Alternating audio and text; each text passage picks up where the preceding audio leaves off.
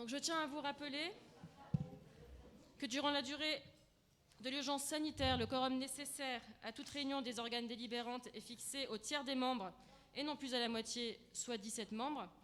Donc encore une fois, je tiens à remercier les groupes ayant accepté de respecter ces règles. Je vais maintenant demander à la Benjamine du Conseil, Madame Makloufi, de procéder à l'appel. Ajus Chantal, Atia Hayat, Atoura Camélia, pouvoir donner au général David Galtier. Écart Céline, pouvoir donner à M. Kader Gasmi. Bareil Marion. Présente. Benaouda Farida. Benfer Sami. Benkedja Rania. Bérard Anthony. Berthéi Julien, pouvoir donner à Mme Camélia Makloufi. Besnaïnou Michael, pouvoir donner à M. Cédric Dudiozer. Bétira Abdelkarim, pouvoir donner à M. Jean-Yves Sayag. Birgine Corinne, pouvoir donner à Mme Aurélie Falek. Bosque Christian. Bruman Romain. Boukrine Doudja, pouvoir donner à Mme Sophie Furfaro. Chaïd Safia, pouvoir donner à Mme Marion Bareil.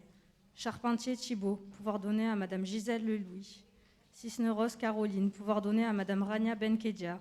D'Angio Sandrine. Dudiozer Cédric. Falek Aurélie. Furfaro Sophie. Galtier David. Gasmi Kader.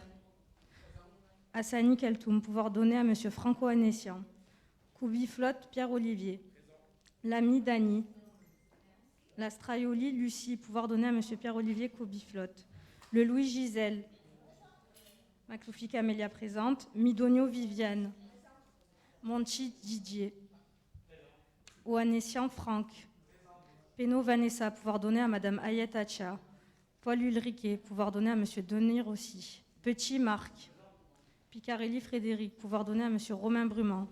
Ponce Jean-Paul. Ravier Stéphane. Rossi Denis. Sayag Jean-Yves.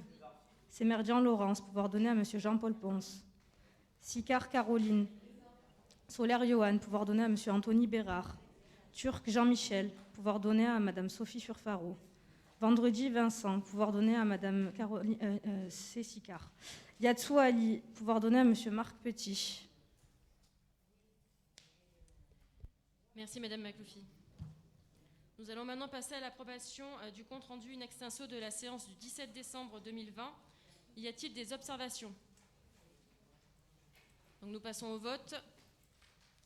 Qui est contre? Qui s'abstient? Donc adopté, merci.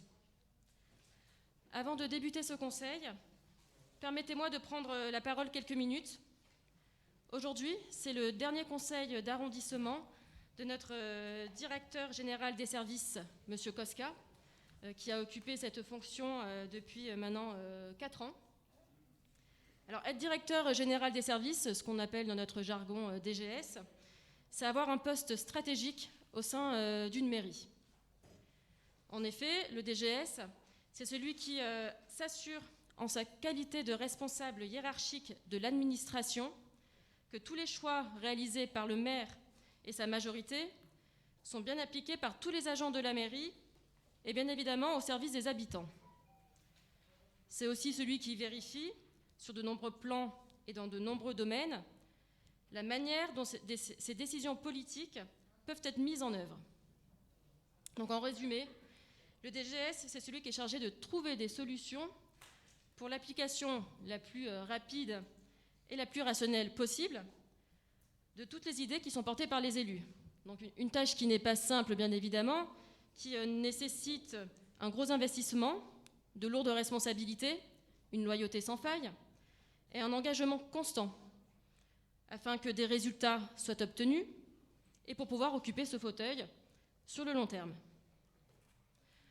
Lors d'un changement de majorité, comme nous avons eu la chance de le connaître dans la mairie des 13e et 14e arrondissements, il arrive également que les liens soient tendus entre le nouveau maire et le DGS.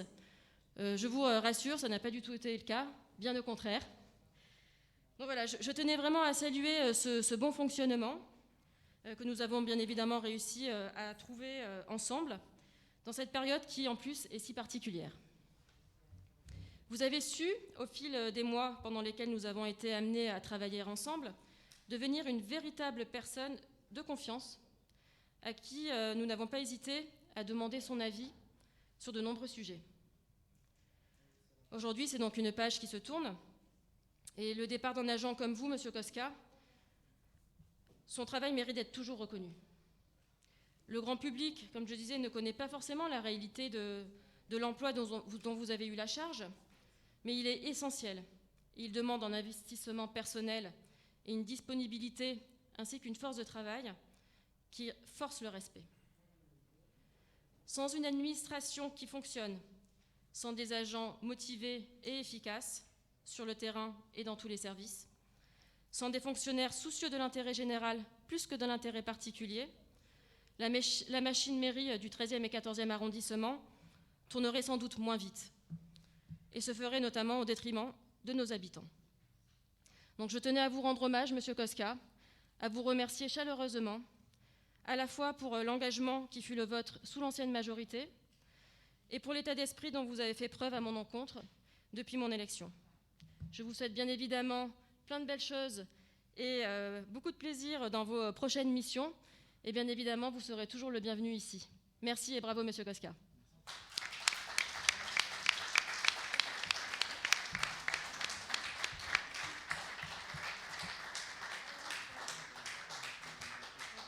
Madame Dangiot. Juste m'associer à vos propos, Madame le maire, et remercier à mon tour, en tant qu'ancien maire de ce secteur, Monsieur Koska, pour les 4 années passées, 3 années et demie passées à vos côtés, pour le travail que vous avez fourni au sein de cette mairie. Ce n'était pas gagné d'avance à votre arrivée, mais voilà, je tiens également à m'associer aux propos de Madame le maire et à vous remercier pour votre loyauté et votre implication au sein de cette mairie, à mes côtés et aux côtés des anciens élus de l'ancienne majorité. Merci beaucoup. Oui, Monsieur Dudésert.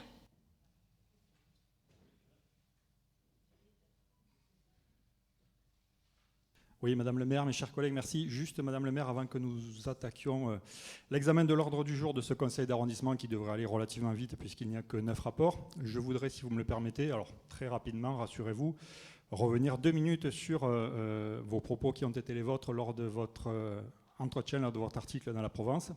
Alors, comme je l'ai dit, bon, je ne veux pas trop déroger et diverger à l'ordre du jour et répondre point par point à tout ce qui a été dit, même s'il est vrai qu'il y aurait beaucoup de choses à dire, car, comme on dit chez nous, vous n'êtes pas allés de même morte. Hein, quand on lit, par exemple, le cabinet marcher en autarcie avec de la paranoïa, bon, ça, j'avoue, c'est quand même un petit peu fort de café de lire ça, mais bon.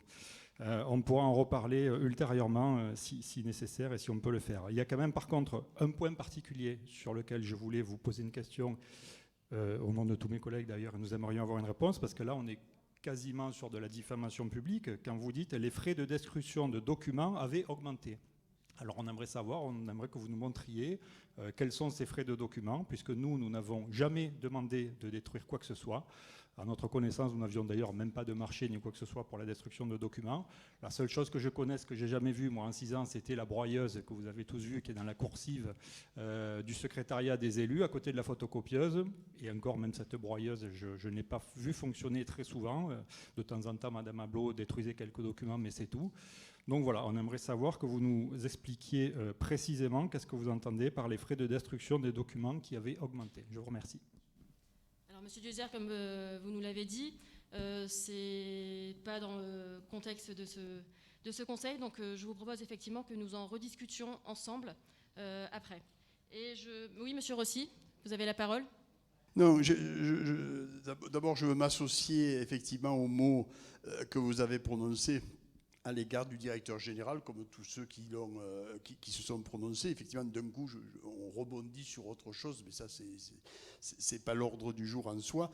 Mais je veux quand même dire que le directeur général, c'est aussi le patron d'une équipe de fonctionnaires. Et dans cette mairie, il y a plusieurs centaines de fonctionnaires territoriaux qui sont au service, non pas de tiers ou de X ou de Y, mais du service public. Et l'animateur, le chef d'orchestre qu'est le directeur général, a été pendant toutes ces années, je l'ai eu l'occasion de le voir dans les années successives, celui qui effectivement a fait tourner la boutique dans un contexte et des difficultés qui sont tous les jours un peu plus croissantes. Donc je voulais, m'associer aux mots de celles et ceux qui les ont prononcés, mais vous-même, en votre qualité de maire qui avez pris le relais dans cette histoire-là auprès du directeur général, et lui dire qu'effectivement, en tant que chef d'orchestre, en tant qu'animateur d'une équipe, vous avez tenu dans des conditions pas simples. Pas toujours les réponses adaptées en matière de personnel. D'ailleurs, ça continue, me semble-t-il. Toujours des difficultés de remplacement, toujours des difficultés de gens qui doivent occuper des postes et qui devraient arriver mais n'arrivent pas. Toujours un surcroît de travail sur nos collègues fonctionnaires territoriaux qui tiennent la boutique dans les conditions qui sont d'autant plus difficiles que nous sommes en pleine période de Covid. Donc, monsieur le directeur général, je veux effectivement vous saluer, vous-même et l'ensemble des équipes de cette mairie de secteur, pour leur dévouement et le service qu'ils rendent à la population de ce territoire qui est plus grand qu'Aix-en-Provence, on le rappellera-t-on jamais, et qui manque de moyens, qui manquait d'ailleurs de moyens antérieurement. Alors là, en termes de moyens, je reconnais que c'est presque une constante. Mais quand même, nous devrions quand même un jour ou l'autre trouver en sorte que cette mairie et les fonctionnaires qui la composent trouvent les moyens les plus adéquats pour faire tourner la boutique et rendre le service public qui est ce que nous devons à celles et ceux qui résident sur ce territoire. Madame le maire, merci pour cet hommage. Je pense que le temps de la discussion qu'a évoqué M. Désert viendra, et je le souhaite. Surtout que maintenant, j'ai lu que le maire de Marseille parlait d'audit. Alors, nous allons auditer partout, regarder partout, s'interpeller partout. Et effectivement, ça a du sens de se poser les bonnes questions et d'y apporter surtout les bonnes réponses. Moi, je le dis avec d'autant plus de tendresse que le terme diffamatoire, c'est un mot dont il faut être prudent. D'ailleurs, si on se sent diffamé, la loi est là pour y répondre. Mais la vie publique, c'est d'abord la confrontation. Viendra le temps, d'ailleurs, et nous le souhaitons, qu'effectivement, comme le fait le maire de Marseille, par territoire, un audit soit fait, mais sur l'ensemble, non pas sur la gestion antérieure, mais sur l'ensemble des besoins et de ce qui n'a pas été donné sur ce territoire. Parce que c'est bien de ça dont il s'agit. Et chacun battra sa coupe, n'a pas fait ce qu'il devait faire, etc., etc. Si ça pouvait nous permettre d'avoir les outils demain nécessaires à un meilleur fonctionnement, sans s'invectiver, etc. Et puis, s'il y a des fautes, s'il y a des erreurs, s'il y a des choses qui relèvent de la loi, eh bien, la loi s'en occupera. C'est tout. C'est la loi, elle est là pour ça. Ici, il n'y a pas de juge, il n'y a pas de procureur. Il y a encore moins de policiers, me semble-t-il. Il y a bien quelques personnes qui pensent être les trois. Enfin, il y a toujours dans un troupeau une mule, mais ça, c'est secondaire. Moi, je crois quand même, ou un mulet. Hein? Non, aujourd'hui, il y a un homme qui a mandat public, qui est vice-président de la métropole, et qui est conseiller municipal. Il n'est pas gendarme ici, monsieur de Désert. Ça, c'était dans son ancienne vie professionnelle. Et d'ailleurs, quand on a été gendarme 5 étoiles, croyez-moi, je le souhaite à plein de monde. Mais comme ils sont 3 en France, il y a peu de clients dans cette affaire-là. Voilà. En tout cas, vous êtes vous-même, me semble-t-il, un homme qui avait fait dans la navigation, et ça vous va très bien. D'ailleurs, souvent, vous naviguez à vue. Voilà, ceci dit, c'est fini pour moi. Madame le maire, merci de cet hommage. Et le temps, je vous demande de le mettre à l'ordre du jour au moment où ça arrivera, qui est une séance unique et spéciale sur les gestions et les manques de ce territoire, ce qui nous permettra de rendre à la fois et public et les confrontations politiques. Et si quelqu'un se sent diffamé, insulté, de quoi que ce soit, il y a un commissariat au Merlan, là. C'est pas compliqué, on y va, on tape à la porte, et on dit voilà, je me sens diffamé, je porte plainte, et après on se retrouve dans les environs comme ça. Mais sur ce sujet-là, je connais beaucoup de monde qui parle de ce sujet, mais qui généralement traduisent les choses d'une manière peu élégante. Et d'ailleurs, je me rappelle quand même qu'il y a moins de temps que ça, mais il n'est pas là, donc je ne parle pas du sénateur Ravier, parce que quand les gens ne sont pas là, ils ne peuvent pas répondre à la place. Donc je ne le fais pas, je le ferai en temps utile. Il y a des choses qu'on ne fait pas, il y a des choses où l'élégance devrait prendre le pas sur le temps politique. Voilà, merci. Merci, monsieur Rossi. Je vous propose d'examiner les rapports de notre conseil. Bon, monsieur Coublifotte, pour le premier rapport, merci.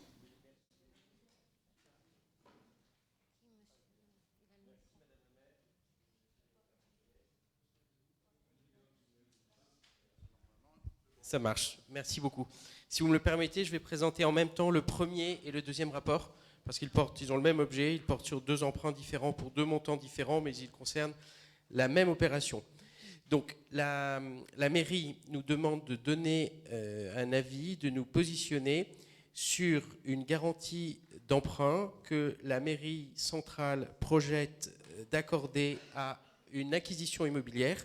Plus exactement, ce qu'on garantit, c'est la vente immobilière, l'emprunt qui est lié à la vente immobilière, une société d'HLM qui s'appelle la société 3F Sud SA d'habitation à loyer modéré, envisage d'acquérir différents logements dans un même immeuble situé dans le 13e arrondissement. C'est une réhabilitation d'un ancien immeuble qui s'appelle le Patio Raphaël, au sein duquel seront mélangés des logements sociaux et des logements d'accession qui ne sont pas des logements sociaux. Le premier emprunt porte sur une somme de 377 383 €. Le deuxième emprunt porte sur une somme de 1 316 484 €. Dans les 2 cas, la banque prêteuse est la Caisse des dépôts et consignations. Et l'avis est un avis négatif pour la raison qu'on connaît depuis toujours, c'est la surreprésentation du logement social dans notre secteur. Voilà, je crois en avoir terminé. Merci Monsieur Coublifotte. Y a-t-il des prises de parole? Donc je mets au... Oui, Monsieur Benfers.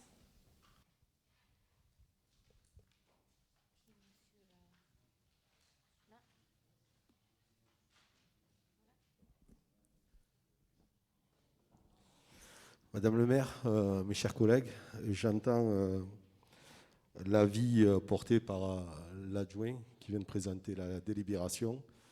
Bien sûr qu'il est vrai qu'il y a énormément de logements sociaux dans le 13-14, mais aussi il y a de graves problèmes de logement. Alors, je pense qu'au-delà de voter contre cette délibération, il faudrait réfléchir à l'état de nos logements ici et de faire en sorte que ça soit rééquilibré dans des secteurs qui, par le passé, ont bloqué, je dirais, la diversité des logements sociaux. Alors, l'effet immédiat de bloquer ce vote pour valider la garantie de la mairie centrale sur un emprunt, ça serait encore de pénaliser les plus faibles d'entre nous, surtout dans cette situation de crise. Voilà, je voulais mettre l'accent sur cela. Merci. Oui, Monsieur Rossi. Oui, Madame le maire, juste pour non pas répondre à notre collègue Monsieur Benfer, d'abord, je vous rappelle, mais vous le savez, là, ça a dû vous passer un moment d'égarement, qu'ici, les avis sont facultatifs et que c'est la mairie de Marseille qui, de toute façon, dans tous les cas de figure, donnera l'élément majeur. Le deuxième point, c'est que l'avis se justifie notamment parce que nous sommes sur des garantie d'emprunt sur des équipements qui avaient vocation à être vendus de nature privée, sur des opérations de nature privée, qui ne trouvent plus réponse et qui, quelque part, maquillent la densité et le nombre de logements sociaux que nous avons déjà en surnombre sur ces différents territoires. Donc c'est bien ça, en termes clairs, l'alerte que fait la mairie de secteur, c'est de dire, si chaque fois vous donnez un permis, quel qu'il soit, à une réservation foncière pour construire à l'accession à la propriété, et que ça se transforme à la moitié de réacquisition par le biais de VEFA ou que sais-je. De fait, vous augmentez le parc social, et donc vous augmentez la densité du parc social sur ces territoires. Monsieur Benfer, ça a un deuxième effet, et vous le savez, ici il y a des gens qui connaissent bien ce secteur, il y a ceux qui y habitent, les Hauts de Sainte-Marthe. Les Hauts de Sainte-Marthe furent pendant très longtemps, notamment dans le cadre de la ZAC, mobilisés pour des acquisitions susceptibles d'être des acquisitions à la propriété. Et puis petit à petit, se sont transformés par le biais de VEFA à des structures sociales. Ce qui fait que des gens ont acheté un bien pensant qu'ils allaient se retrouver dans une configuration privée, ce qui est d'ailleurs très noble de vouloir acquérir son propre appartement, et se retrouvent dans une situation où nous avons 50, 60, 70% de logements sociaux dans une acquisition. Et ça n'a pas la même pratique, Parce que ceux qui gèrent, ils ne gèrent pas les parties communes de la même manière. Le turnover, la rotation est complètement différente. Et donc, on se trouve des gens qui deviennent assignés à résidence. Parce que quand on a fait un crédit pour 25 ans, je sais qu'il y a des gens à Marseille ou ailleurs, peut-être ici, ils changent de maison comme de chemise. C'est facile d'acheter, de vendre. Mais il y a des gens, quand ils ont acheté un appartement pour 25 ans, ils ne changent pas, eux. Pendant 25 ans, ils ne bougent pas. Alors si on se retrouve dans une opération privée qui devient un parc social et que pendant 25 ans, on reste bloqué, eh bien, on appauvrit le territoire et on modifie la sociologie de ce territoire. Voilà le pourquoi, mais pas aujourd'hui. Et d'ailleurs, ce n'est pas d'aujourd'hui. Non, mais pourquoi je dirais le contraire? Mais monsieur Benfer, moi je suis tout sauf amnésique. Vous non plus, j'espère. Non, parce que c'est pas unilatéral l'amnésie. Hein. Donc voilà. Donc ce qui hier, avant-hier et aujourd'hui, qu'est-ce que vous voulez que je fasse, mademoiselle? Je fais ce que vous voulez, mademoiselle. Mais je décale ce que vous voulez. Mais voilà, c'est ça la réalité. Et il me semble que quand même dans l'engagement qui était le cœur du réacteur de ce qu'a porté et le général Galtier et Marion Bareil et ceux qui l'ont accompagné, dont vous-même, c'était bien cet arrêt de construction de cette nature-là et une répartition plus équitable sur les différents territoires. C'est ça qui nous a guidés. Donc ça, ce n'est pas une opposition stérile, c'est la ligne droite et la continuité de positions qui étaient prises au moment d'une campagne, au moment d'une élection et au moment de l'exercice du pouvoir. Merci. Merci, Monsieur Rossi. Donc pour le rapport numéro 1, on passe aux voix. Qui est pour? Qui s'abstient? Donc, rapport rejeté. Et le rapport numéro 2, qui est pour? Qui s'abstient? Rapport rejeté, merci. Nous passons au rapport numéro 3. Monsieur Brumand, s'il vous plaît.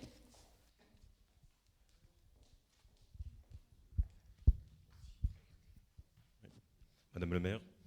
Alors, le rapport numéro 3 pour objet l'approbation d'un appel à projet relatif à l'aménagement d'abris à vélo et à trottinette dans les écoles élémentaires de la ville de Marseille. Ces aménagements répondent à plusieurs attentes, notamment à celle d'apaiser la circulation, à celle de développer les mobilités douces en ville et celle d'encourager dès le plus jeune âge les modes de déplacement doux.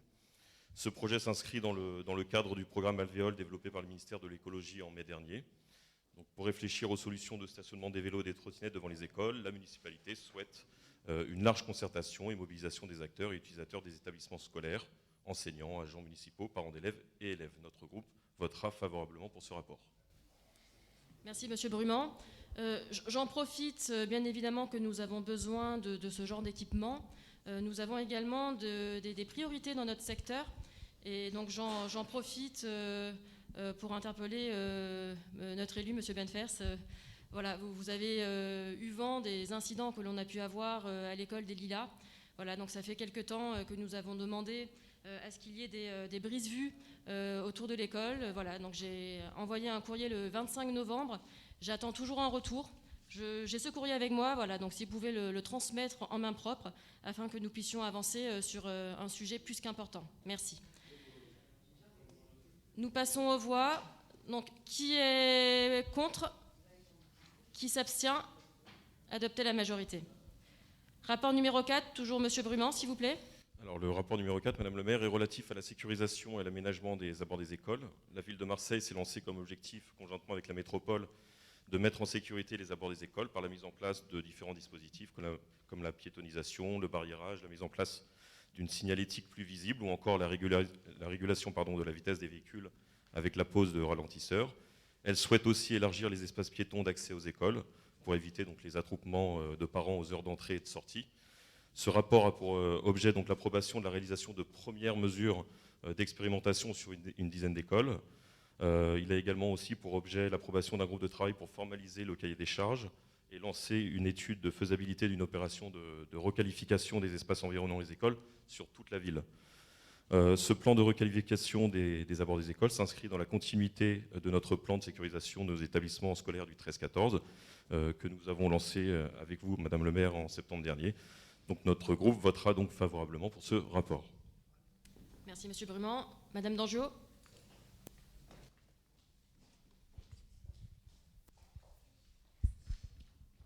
Merci Madame le maire. Juste quelques interrogations sur ce rapport. On parle de sécurisation des abords des établissements scolaires et non pas des écoles en elles-mêmes. Et vous l'avez dit tout à l'heure, il y a urgence dans nos établissements scolaires, à l'intérieur de nos écoles. Ceci, ce n'est pas pour dire qu'il n'y a pas urgence à l'extérieur. Mais la question que je me pose aujourd'hui, c'est que la majorité des parvis qui sont aux abords des écoles sont transférés pour la plupart à la métropole. Alors est-ce que c'est pas plutôt, c'est écrit d'ailleurs dans le rapport, que la mairie centrale enjoint la métropole, qui a donc cette compétence d'aménagement de voirie, donc est-ce que c'est pas plutôt à la métropole d'investir de l'argent pour sécuriser l'ensemble des abords des écoles et que la ville de Marseille puisse utiliser l'argent dont elle dispose pour sécuriser l'intérieur des établissements scolaires? Je vous remercie. Merci Madame Dangiot. Donc effectivement, la métropole est au rendez-vous. J'ai envoyé un courrier à l'ensemble des directeurs des établissements de notre secteur pour leur demander quelles étaient leurs problématiques de sécurité aux abords de leurs écoles. Bien évidemment que ça concerne également des problèmes de voirie. Toutes ces doléances ont été remontées à la fois à la mairie centrale et à la métropole selon leurs compétences. La métropole a bien pris note et nous sommes en train, bien évidemment, de travailler avec eux pour apporter des solutions aux écoles. Donc nous pouvons compter sur la métropole. Le sujet est bien pris en main. Merci. Donc, nous passons au vote. Qui est contre? Qui s'abstient? Donc le rapport est adopté. Merci.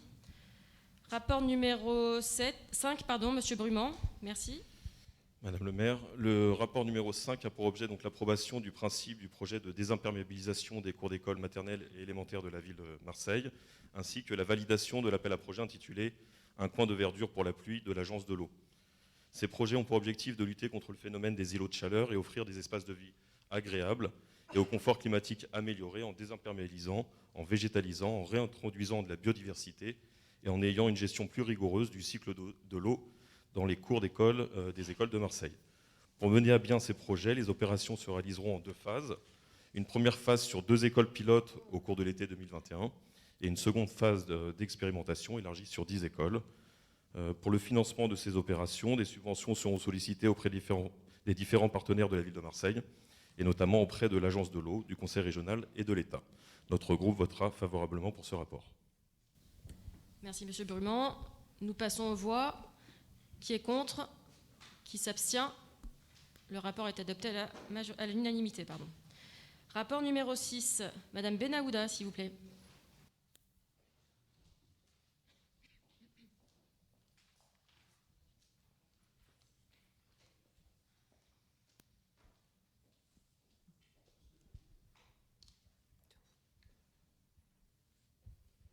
Madame le maire, chers collègues, ce rapport concernant un programme de recherche CLIMED, impact des changements climatiques sur la biodiversité et conséquences pour le fonctionnement d'un écosystème méditerranéen. Il a pour objet l'approbation d'une convention de partenariat entre la ville de Marseille et Aix-Marseille Université, renouvelant le maintien de l'occupation d'une parcelle de garrigue de la forêt communale de l'Étoile dans le 13e arrondissement. Cette convention de partenariat est conclu avec Aix-Marseille Université AMU, au nom et pour le compte de l'Institut méditerranéen de la biodiversité et de l'écologie marine et continentale, IMBE. Il conviendra également d'approuver dans le cadre du présent partenariat le renouvellement et la mise à disposition à titre précaire, révocable et gratuit sur une durée de 4 ans, un terrain d'une surface de 1,8 hectares situé en forêt communale de l'Étoile dans le 13e arrondissement, ce qui constitue un avantage en nature de 36 000 € par an. Voilà, un avis favorable est donné à ce rapport. Merci. Merci Madame Benahouda. Y a-t-il des interventions? Donc nous passons aux voix. Qui est contre? Qui s'abstient? Rapport adopté à l'unanimité. Rapport numéro 7, Madame Benkedia.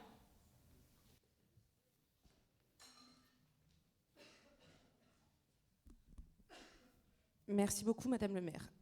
Mes chers collègues, ce rapport porte sur la création d'un groupe de travail sur l'évolution des bureaux municipaux de proximité, plus communément appelés les BMDP.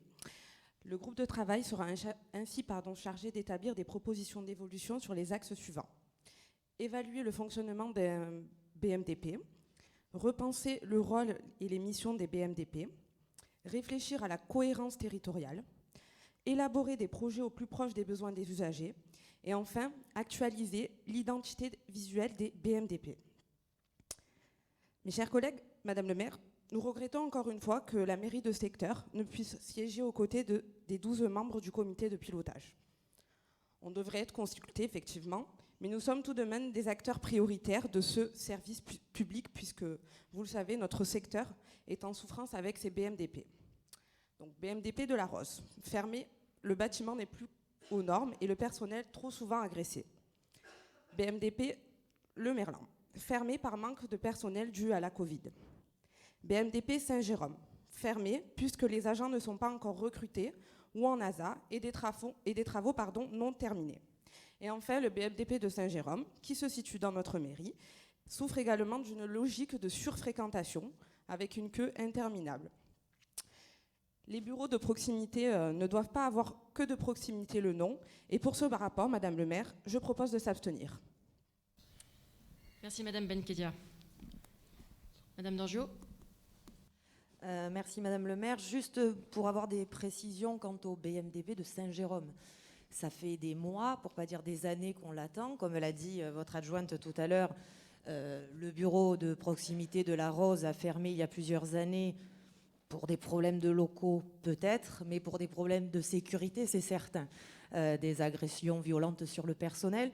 Donc j'ai entendu votre adjointe dire tout à l'heure, c'est sûrement la réponse que vous avez eue de la mairie centrale pour le bureau municipal de proximité de Saint-Jérôme, qui n'ont pas encore recruté le personnel.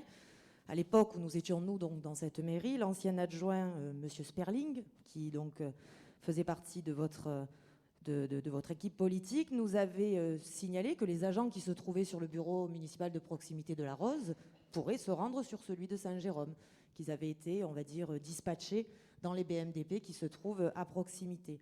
Donc il y a urgence, vous l'avez dit tout à l'heure, il y a plus qu'urgence dans le plus gros secteur de la ville, hein, comme l'a dit Monsieur Rossi tout à l'heure, plus grand qu'Aix-en-Provence. Les habitants le réclament depuis longtemps. Néanmoins, je reste prudente sur l'ouverture de celui de Saint-Jérôme quand elle aura lieu, et je l'espère très vite. Il est très important de prévoir des aménagements aux abords de ce BMDP et d'indiquer notamment le stationnement possible, pas très très loin du futur BMDP, afin d'éviter que Saint-Jérôme soit encore plus asphyxié que ce qu'il ne l'est déjà et que ce qu'il va l'être dans quelques mois quand les logements de Saint-Mitre seront également ouverts. Voilà, je vous remercie. Merci. Monsieur Rossi, oui. Les vieux, c'est terrible pour ça. Non, mais écoutez, moi je le dis à notre collègue, M. Benfer, mais je crois qu'il faut faire une interpellation au-delà du fait qu'on ne pouvait pas passer de conseil d'arrondissement à une fonction de conseil municipal à facteur. Ça, c'est pas possible. Vous n'êtes pas là pour ça, vous avez mandat public, et donc on ne peut pas dire simplement on va donner à M. Benfer la charge de retransmettre ailleurs. Voilà. La réalité, c'est qu'au conseil municipal, il faut que cette question soit posée. Voilà. C'est pas possible, hier comme aujourd'hui, qu'on n'associe pas celles et ceux qui ont mandat public sur des territoires. Le maire délègue ou ne délègue pas. Mais ce n'est pas possible qu'on puisse imaginer une commission de travail qui va imaginer une répartition territoriale. Vous le disiez, madame, sans prendre en compte la manière dont les gens arrivent ou accèdent, se garent, l'accessibilité, la densité urbaine qui change de semaine en semaine, parce que dès qu'on construit, des gens habitent, et donc forcément, les difficultés inhérentes aux violences et aux situations particulières. Il ne faut pas se raconter d'histoire. Il y a des choses qui sont fermées, non pas parce que le personnel n'était pas arrivé, c'est parce que c'était plus tenable la relation entre l'usager et le personnel. Excusez-moi, le personnel municipal, ce n'est pas le pigeon qu'on envoie au chat. Il ne se fait pas bouffer par l'usager. Il doit être respecté, il doit être protégé. Et donc, dès qu'on implante un bureau municipal, on doit prendre en compte tous ces différents paramètres. Voilà, Madame le maire, il faut que cette question, au-delà du conseil d'arrondissement, que celui-ci, qui n'est qu'une chambre d'écho, soit posée au conseil municipal de Marseille, au maire de Marseille et ses adjoints. J'entends, moi, partout, je lis, M. Benfer, et je lis à peu près tout, hein, comme je dors assez peu, c'est un gros avantage, qu'on parle de consultation, de concertation, de participation. Mais chaque fois qu'on dit de participation, on dit on participe mais sans les autres. Mais l'opposition, c'est important qu'elle participe.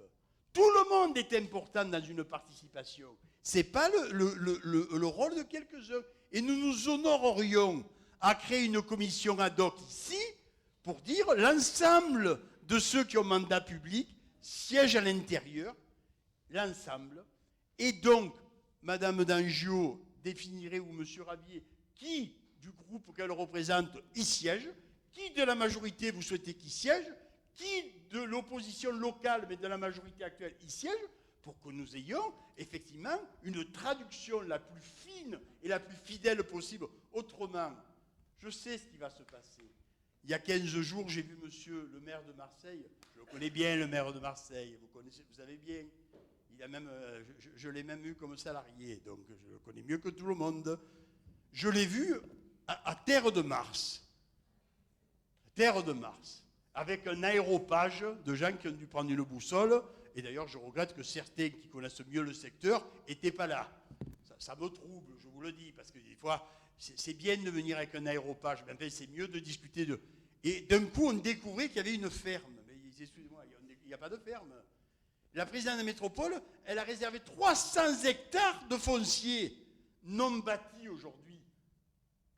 Elle m'a donné mandat pour que nous discutions avec la Société des eaux de Marseille et la DSP, écoutez bien, hein, à condition que les fermes pédagogiques, les jardins ouvriers, les jardins partagés, l'eau soit à 80% moins chère que l'usager. Non pas en répartissant la charge sur les usagers que nous sommes, mais sur les fonds propres de la Société des eaux, pour permettre des fermes, des jardins partagés et que sais-je, 300 hectares. Là, on va au jardin de Mars et d'un coup, on s'aperçoit que...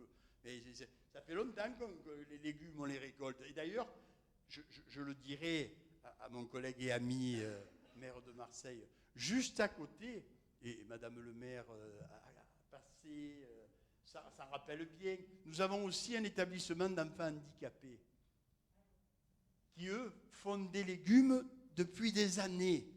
Ça aurait été pas mal aussi qu'on aille leur dire un petit bonjour à ceux-là qui avaient déjà initié les fermes, la création et tout ça. Et même mieux, ils ont même un restaurant dans les Arnavaux. Ça, il y a des gens qui le savent, à part nous. Hein, je ne veux pas vous faire de la peine, parce que des gens mangent là. Hein. Voilà. Donc, voilà, Monsieur Benfer, ce n'est pas un facteur, c'est un conseiller municipal de Marseille. Moi, je pense, Madame le maire, que cette question doit être posée dans le lieu précis. Et il ne peut pas avoir l'absence de ceux qui représentent ce territoire, qu'ils soient majorité ou opposition dans ces commissions. Autrement, il va se passer comme ça s'est passé ailleurs, et des fois sur des majorités différentes, et vous auriez raison de le rappeler, eh bien des gens qui prennent des décisions sans savoir ce qui se passe localement. Ce n'est pas l'ADN qui nous a poussés aujourd'hui à nous positionner. Et puis de grâce, quand même, il y a tout un tas de gens qui arrivent, à part le vieux couillon que je suis et quelques-uns, mais tous les autres, ils arrivent dans la chose publique.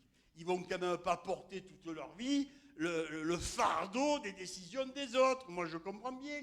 D'ailleurs, pas plus dans l'opposition, il faudrait faire porter le fardeau d'opposition prise ici ou là par des collègues qui, d'ailleurs, des fois, ne sont pas partagés non plus. Donc, il faut arrêter. On est sur une nouvelle mandature avec des gens qui viennent d'être élus. Et il n'y a personne qui est illégitime.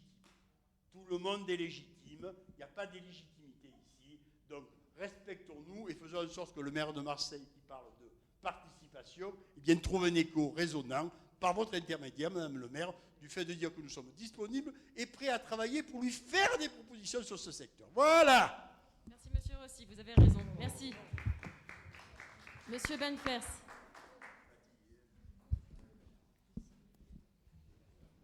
Madame le maire, mes chers collègues, quand j'entends mon collègue Monsieur Rossi, très éloquent, disserter, j'ai tellement de choses à dire que j'y m'y perds. Cette initiative a pour but, or peut-être qu'elle est mal amorcée, mais elle a pour but pour amener un plus et améliorer les conditions d'accueil de nos concitoyens et surtout les conditions de travail des salariés de notre municipalité. Quand j'entends tout ça, je me dis, Est-ce qu'on est dans une pièce de théâtre ou est-ce qu'on est vraiment en train de réfléchir au bien-être et à l'avenir de nos concitoyens?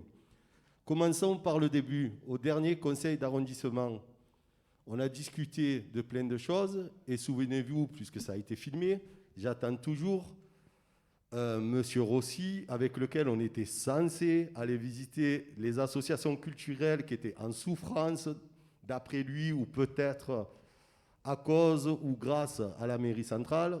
Jusque-là, c'est resté lettre morte. Alors, faire de grandes envolées lyriques pour expliquer le pourquoi du comment, qu'on est les meilleurs et animés de bonnes choses.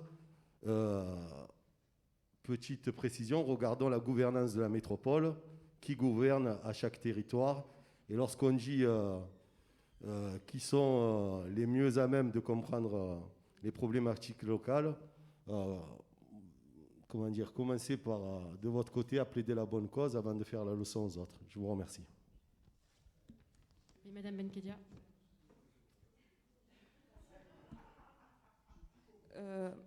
Je voulais déjà, dans un premier temps, répondre à Monsieur Sami Benfer. C'est sympa de nous attaquer encore et encore, mais il faudrait juste rappeler que vous avez fait campagne avec nous, que vous connaissez qui était la tête de liste, vous connaissez la métropole et avec qui vous avez combattu. Donc votre intérêt ici, c'est de vous faire mousser par le printemps marseillais pour montrer que vous êtes avec eux. Je vous assure, ça n'a aucun intérêt. Ensuite, je me joins quand même à votre... Oui, ça n'a aucun intérêt, Samy. Il n'y a aucun intérêt. Et laissez-moi parler, enfin, je vous ai laissé parler. Et ensuite, pour rapporter à ce que disait M. Rossi par rapport à ce que ça soit un facteur ou pas, vous vous êtes proposé gentiment pour amener les rapports auprès de M. Payan. Ben, écoutez, nous, on attend.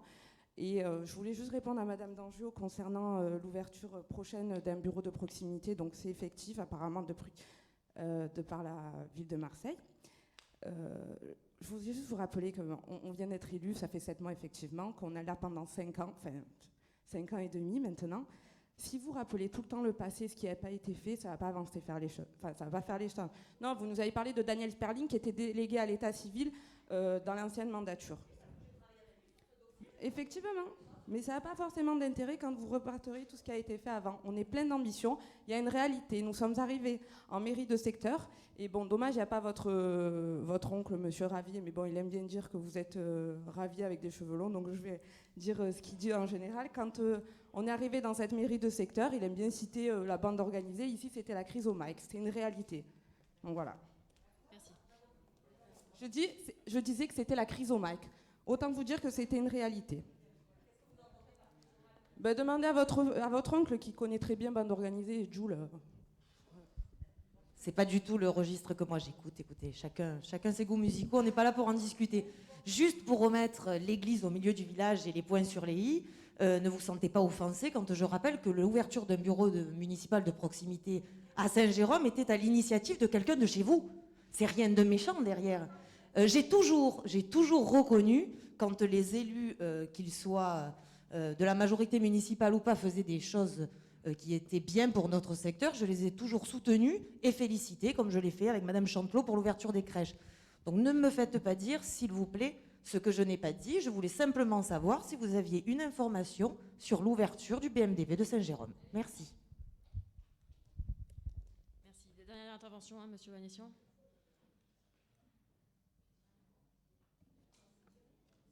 Merci Madame le maire. Je voudrais à mon tour remercier Monsieur Koska parce que moi je ne vous ai pas connu longtemps Monsieur Koska, mais je voudrais juste rebondir par rapport au sujet qui a été abordé sur les centres d'animation.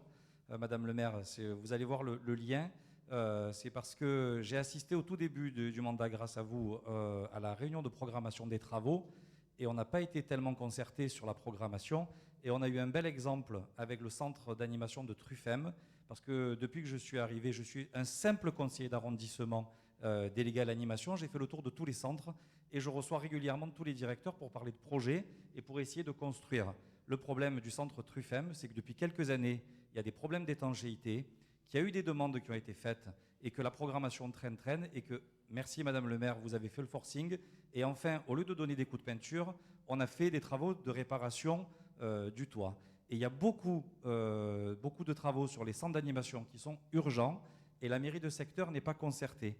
Et c'est un peu dans la même ligne que ce rapport qui est mis aux voix. Ça serait vraiment bien que la mairie de secteur et les élus qui sont proches des soucis quotidiens, que ce soit sur les centres d'animation ou avec les citoyens, soient concertés et effectivement que l'ensemble des élus ici présents soient concertés pour qu'on avance et qu'on avance efficacement sur les bons sujets. Je vous remercie. Merci, M. Vanessian. Donc nous passons aux voix. Merci. Donc, qui est pour? Qui s'abstient? Qui est contre? Le rapport est adopté. Nous passons maintenant au rapport numéro 7. Monsieur Brumand, s'il vous plaît. Rapport numéro 8. Madame le maire, le rapport numéro 8 a pour objet l'approbation du lancement de divers groupes de travail en vue de l'élaboration d'un nouveau projet éducatif de territoire. L'objectif du projet éducatif territorial sous l'impulsion de la collectivité locale est de mobiliser toutes les ressources d'un territoire afin de garantir la continuité éducative entre d'une part les projets des écoles et d'autre part les activités proposées aux enfants en dehors du temps scolaire. Le projet éducatif territorial vise donc à inscrire l'enfant dans un parcours éducatif cohérent et de qualité avant, pendant et après l'école. Ces groupes de travail seront placés sous la direction de Madame l'adjointe à la mairie en charge de l'éducation populaire et réuniront donc des partenaires institutionnels comme l'Éducation nationale, des représentants d'associations de parents d'élèves, des associations sportives ou culturelles, des membres des services de la direction éducation, jeunesse et d'autres services municipaux, ainsi que des experts qualifiés. Notre groupe ne s'oppose pas à ce projet, mais regrette que les groupes de travail ne soient pas composés d'élus de mairie de secteur. C'est la raison pour laquelle nous allons nous abstenir. Merci, Monsieur Brumand. Y a-t-il des prises de parole? Donc nous passons aux voix. Qui est pour? Qui s'abstient? Qui est contre? Donc le rapport est adopté. Nous passons au dernier rapport. Madame Makloufi, s'il vous plaît.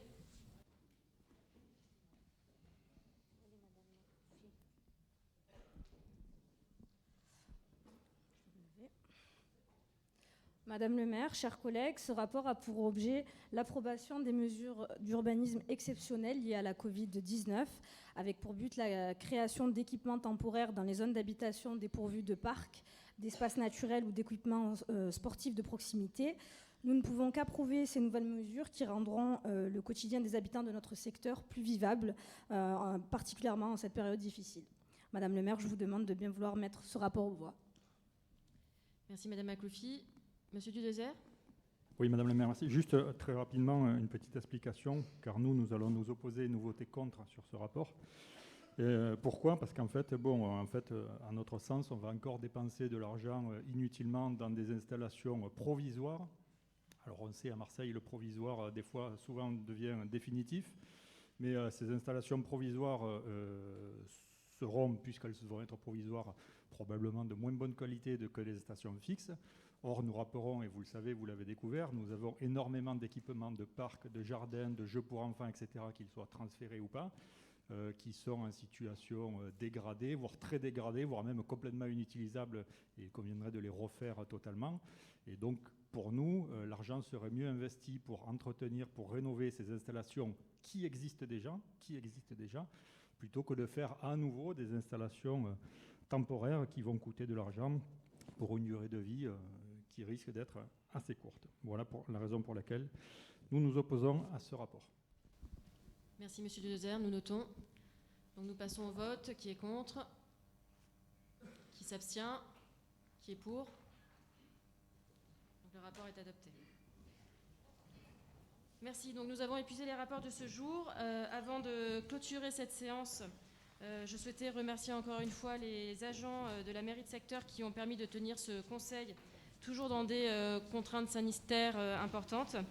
Et je tiens également à remercier les élus de la majorité pour la présentation des rapports, qui est un travail de préparation important. Donc bravo et merci à vous. Prenez soin de vous dans ce contexte sanitaire inédit et bonne journée à vous tous. Merci.